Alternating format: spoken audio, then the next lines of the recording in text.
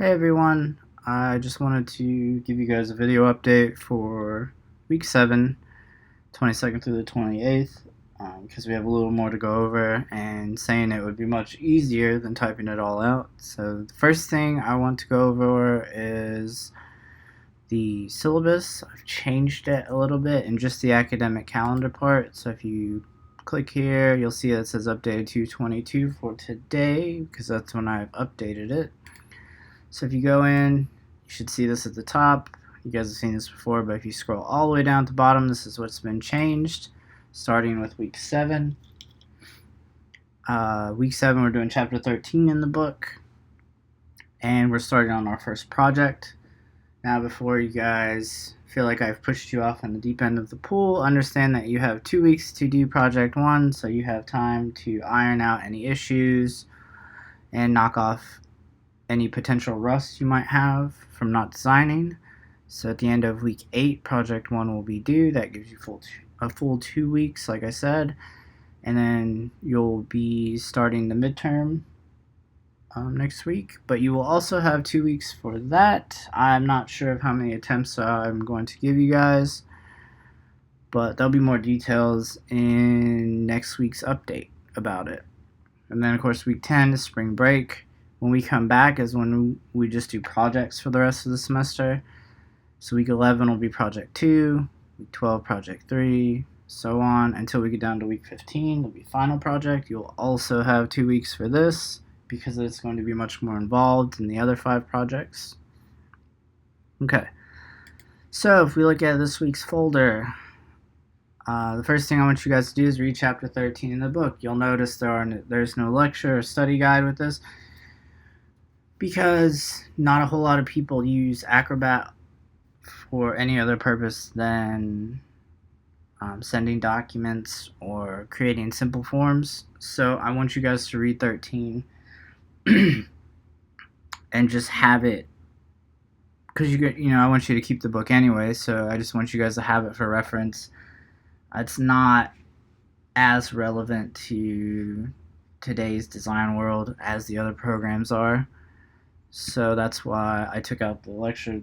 Note that you will not be tested over anything in chapter 13 on the midterm either. It'll just cover chapters 1 through 12, which is the next thing I want you to do, is study for the midterm. It'll be available next week. Like I said, you'll have 2 weeks to complete it, which is plenty of time.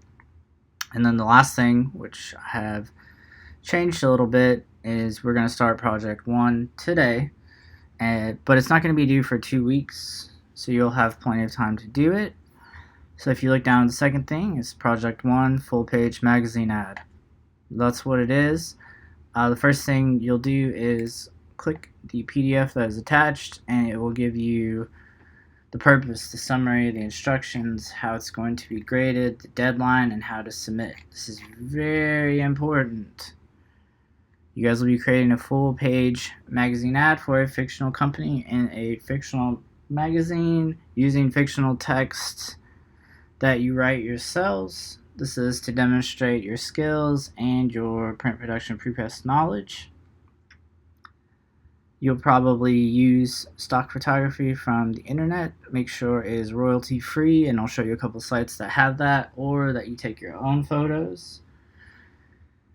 Please don't use any low-res images. That's anything under 300 ppi.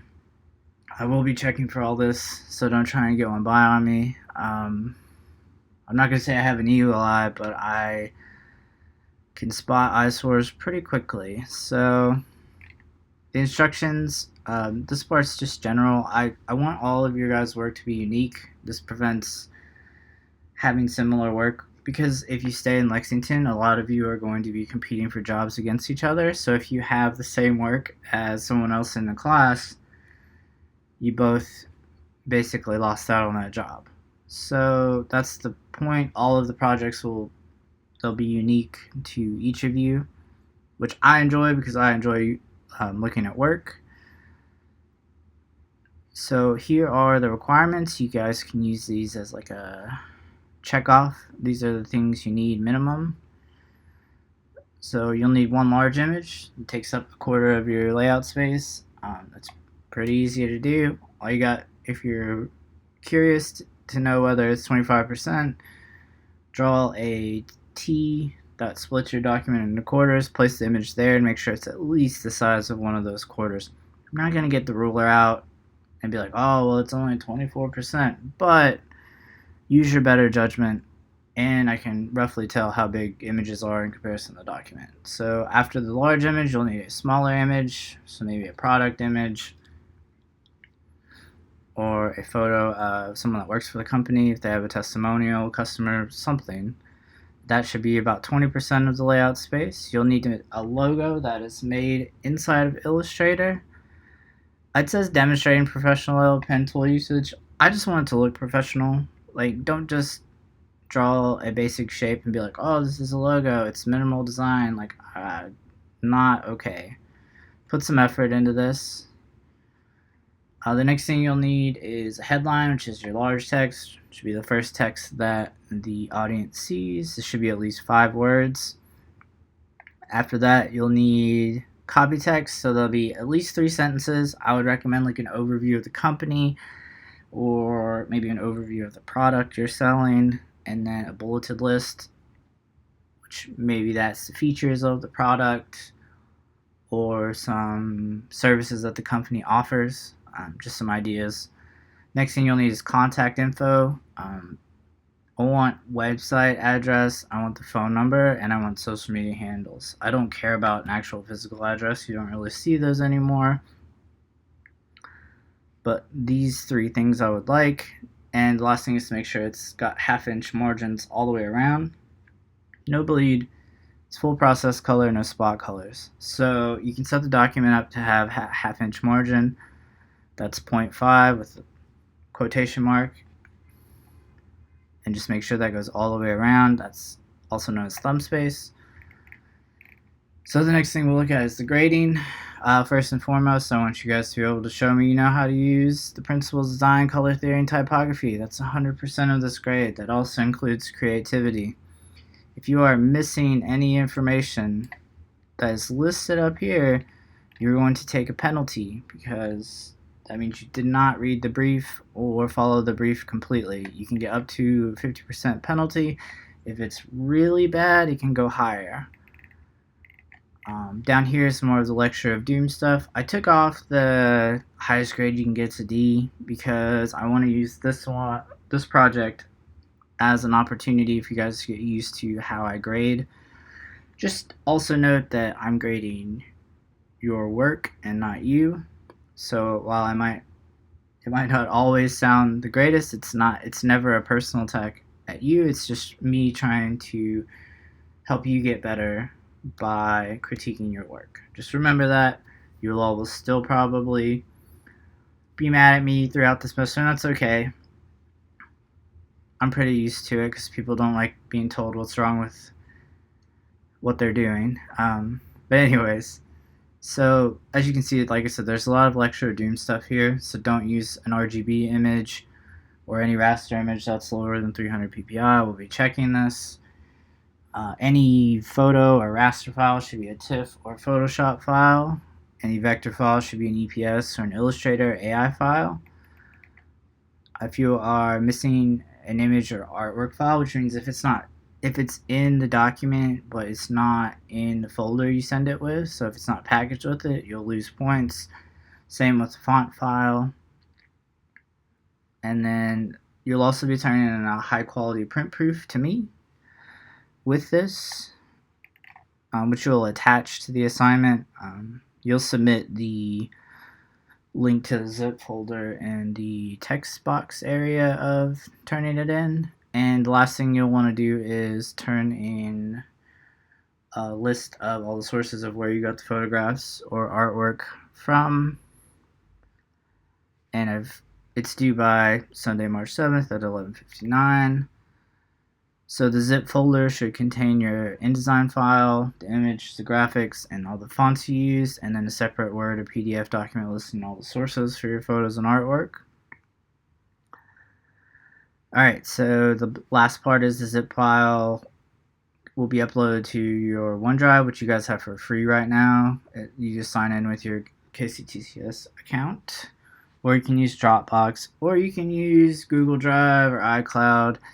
I just need whatever link you put, I need to be able to download the file from.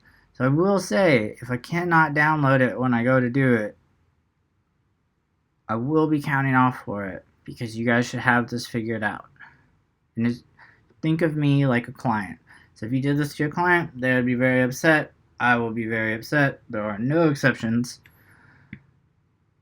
And it also says in big bright red letters, when uploaded, your invite link is put it in the submission text, and also upload a high quality print PDF, which will act as a proof.